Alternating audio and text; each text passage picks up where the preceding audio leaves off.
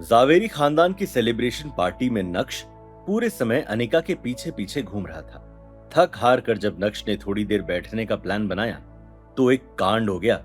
अभी नक्श चेयर पर बैठने ही वाला था कि तभी एक कड़क आवाज सुनाई दी।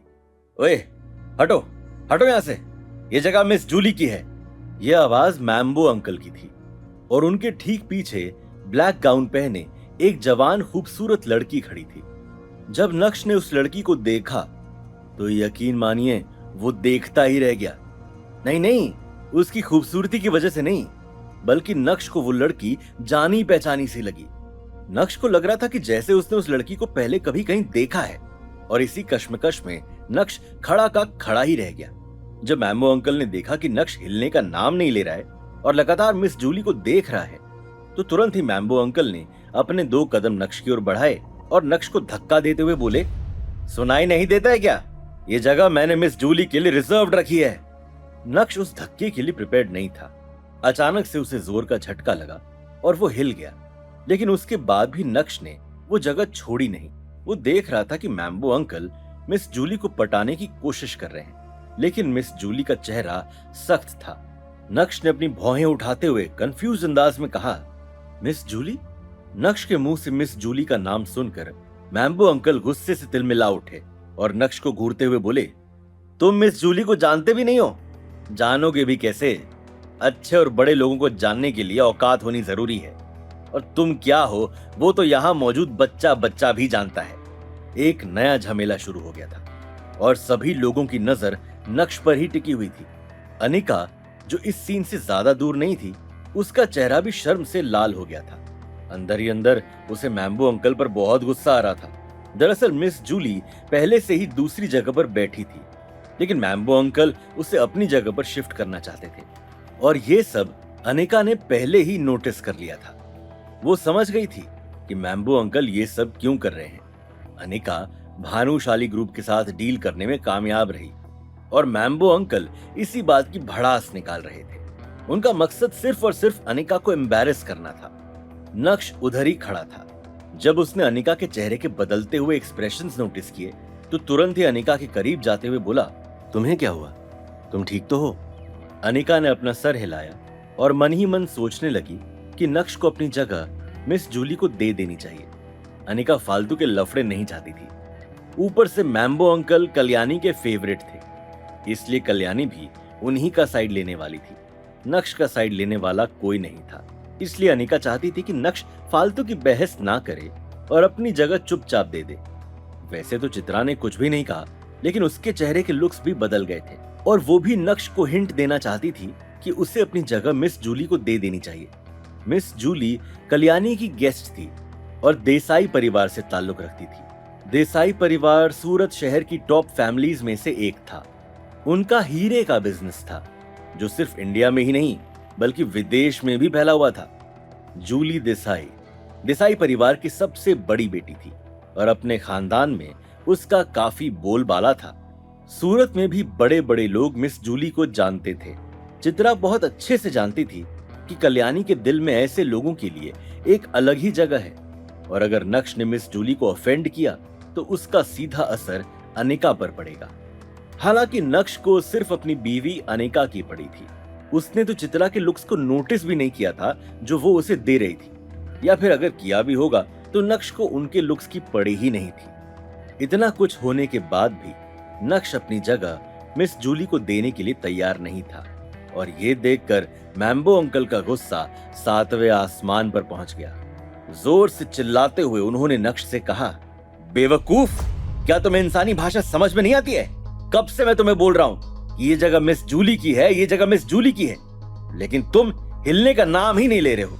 अगर तुम अपनी सीट मिस जूली को दे दोगे तो क्या तुम्हारा कोई नुकसान हो जाएगा?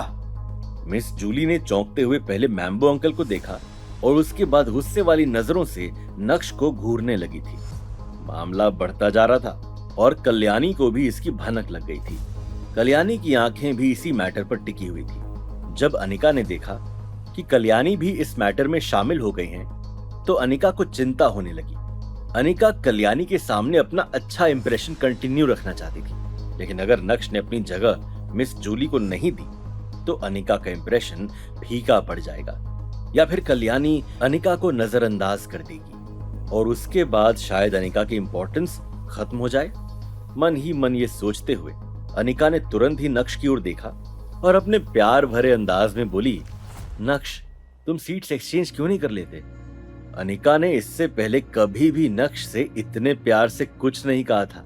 अपनी बीवी की बात सुनकर नक्श के चेहरे पर मुस्कान आ गई और उसने अपना सर हिलाते हुए कहा, ठीक है, तुम कह रही हो तो मैं सीट्स एक्सचेंज कर लेता हूं। ये बोलने के बाद नक्श अपनी जगह से हटा और दूसरी जगह पर जाकर बैठ गया। उसके बाद से नक्श ने मैम्बो अंकल या मिस जूली को फिर से देखने की भी कोशिश नहीं की।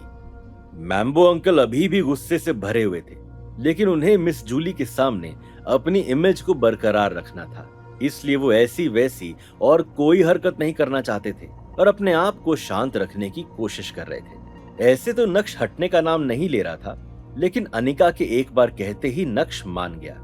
ये सोचते हुए मिस जूली ने जलन की नजरों से अनिका की ओर देखा और अपनी सीट पर बैठ गई। लेकिन ये क्या? मिस जूली की नजर ड्रीम लवर नेकलेस पर पड़ी जो अनिका ने गले में पहना हुआ था और उसके बाद से उसकी नजर हटने का नाम ही नहीं ले रही थी। मिस जूली भी लंबे समय से ड्रीम लवर नेकलेस का इंतजार कर रही थी। उसकी भी ख्वाहिश थी कि एक दिन उसके गले में भी ड्रीम लवर नेकलेस हो। भले ही देसाई फैमिली हीरे के बिजनेस में थे, लेकिन वो ड्रीम लवर जैसा नेकलेस कभी नहीं बना सकते थे। मिस जूली ने कभी नहीं सोचा था कि वो इतने स्पेशल और क्यूरेटेड ड्रीम लवर नेकलेस को आज अनिका के गले में देखेगी। अब उसे अनिका से और भी ज्यादा जलन होने लगी। क्योंकि मिस जूली हीरे के बिजनेस से रिलेटेड थी, इसलिए वो देखकर ही बता सकती थी कि अनिका के गले में पहना वो हार असली ड्रीम लवर था। जब अनिका ने देखा कि मिस जूली लगातार उसे ही घूरे जा रही हैं, तो उसे थोड़ा अटपटा सा लगा। तुरंत ही अनिका मिस जूली की तरफ बढ़ी और बोली, मिस जूली, मैं नोटिस कर रही हूँ कि आप लगातार मुझे ही देख रही हैं। क्या आपको मेरे में कुछ अजीब लग रहा है? मिस जूली ने मुस्कुराते हुए कहा, आई एम सॉरी अनिका, दरअसल मैं तुमसे ये पूछना चाहती हूँ कि ये जो तुमने अपने गले में ड्रीम लवर नेकलेस पहना है, वो तुमने कहाँ से खरीदा है? मिस जूली की आंखों में अपने प्रति जलन देखकर अनिका बहुत ज्यादा सैटिस्फाइड फील कर रही थी। उसने एक्सपेक्ट नहीं किया था कि मिस जूली जैसी जवान और अमीर खानदान से ताल्लुक रखने वाली लड़की को उससे जलन होगी। ये सोच सोच कर ही अनिका को मजा आ रहा था। अपना गला साफ करते हुए अनिका ने धीमी आवाज में कहा, ये तो मुझे मेरे एक दोस्त ने दिया है। मिस जूली ने अपना सर हिलाया, लेकिन उसकी नजर ड्रीम लवर से हट ही नहीं रही थी। मिस जूली ने कहा, अनिका, क्या मैं तुमसे कुछ पूछ सकती हूँ? क्या तुम अपने दोस्त से बोलकर, अगर उसके लिए पॉसिबल हो, तो क्या वो ड्रीम लवर नेकलेस को खरीदने में मेरी मदद कर सकता है? ये बोलने के बाद मिस जूली को लगा कि शायद अनिका उसके प्रपोजल को तुरंत ही रिजेक्ट कर देगी, इसलिए तुरंत ही मिस जूली ने फिर से बात को आगे बढ़ाते हुए कहा, डोंट वरी, मैं उसे फ्री में हेल्प करने के लिए नहीं कह रही। उसने ये नेकलेस कितने का खरीदा? मैं उसे डबल पैसा दूंगी। डबल पैसा?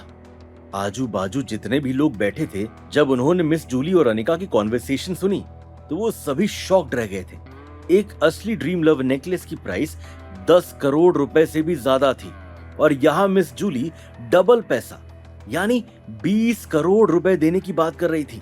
हाँ, वो दे सकती है। वो देसाई खानदान से है जो बहुत अमीर है। कोई बड़ी बात नहीं है, लेकिन आप ड्रीम लवर के लिए क्रेज देख रहे हैं, गजब। इस समय मिस जूली और अनिका एक साथ बैठे थे। एक जेंटल थी तो दूसरी कोल्ड और एलिगेंट। मर्दों को ये दोनों औरतें काफी ब्यूटीफुल लग रही थी। सभी के दिल मचल रहे थे, लेकिन अनिका पूरी तरह से खामोश थी। न जाने वो किन ख्यालों में खो गई थी।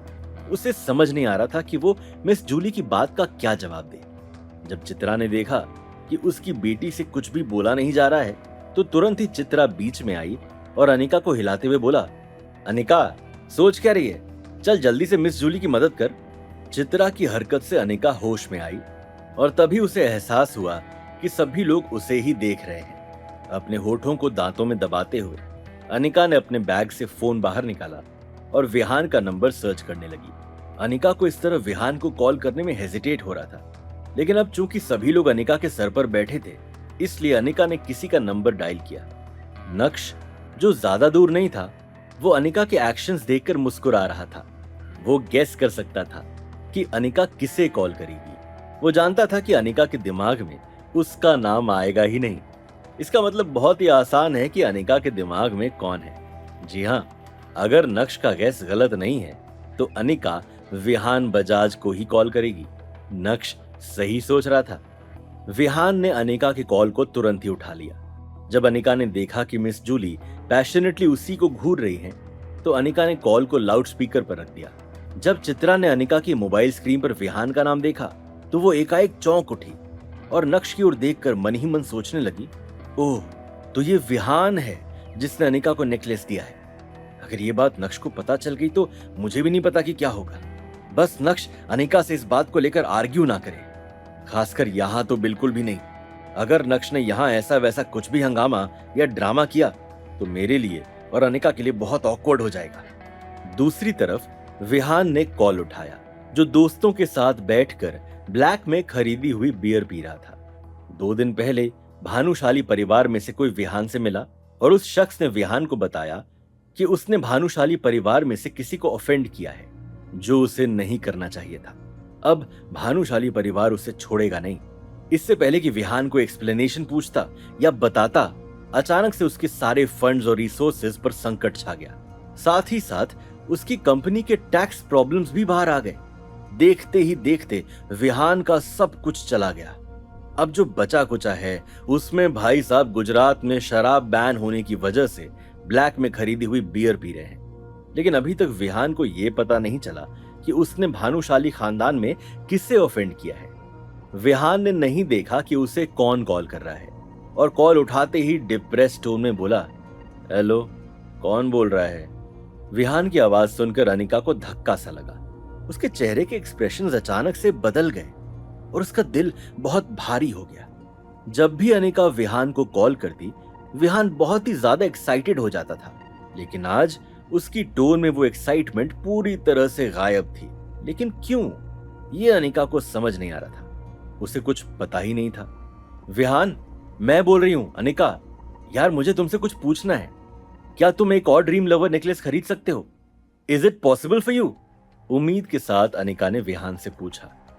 विहान की तरफ से क्या जवाब आने वाला है? विहान के बैंकरप्ट होने के पीछे क्या कहानी है? क्या विहान अपनी बीती अनिका को बताएगा? अगर हां, तो उसके बाद क्या होगा? विहान ने तो अनिका को ड्रीम लवर दिया ही नहीं है, और जो दिया वो तो नकली था। तो क्या विहान अनिका को एक और नकली हार देगा? अगर ऐसा हुआ तो मिस जूली का क्या रिएक्शन होगा? क्या इस पार्टी में अनिका का मजाक बनने वाला है, या फिर नक्श इस बार भी बीच में आकर अपनी बीवी की बेइज्जती होने से बचाएगा? जानने के लिए देखिए अगला एपिसोड सिर्फ पॉकेट एफएम के यूट्यूब चैनल पर, और इंस्टा एम्पायर के सारे एपिसोड सुनने के लिए डिस्क्रिप्शन में दी गई लिंक से डाउनलोड कीजिए पॉकेट एफएम ऐप।